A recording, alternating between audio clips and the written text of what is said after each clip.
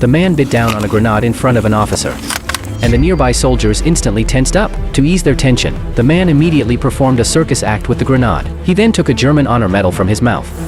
The German officers were shocked and asked him where he got the medal, but the man didn't answer and continued to perform. The officers noticed his pocket watch was missing and tried to grab it. The man deftly dodged them and jumped into a dry well.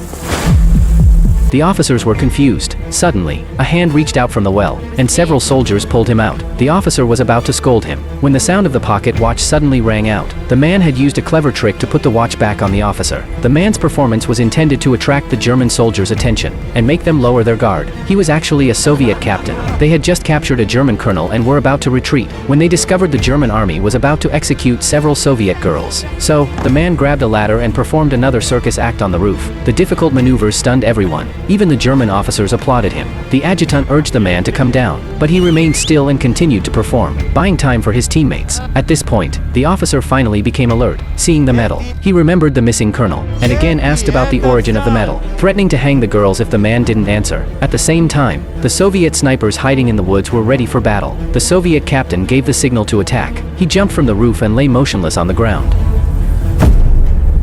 For a moment, no one could tell if he was continuing his act or if he was really injured. Everyone gathered around him. Even the officer walked forward curiously and pushed the man with his foot, but he didn't get any response. Just then, the officer turned around and found that the two Soviet girls had already been rescued, and the snipers were ready to fire.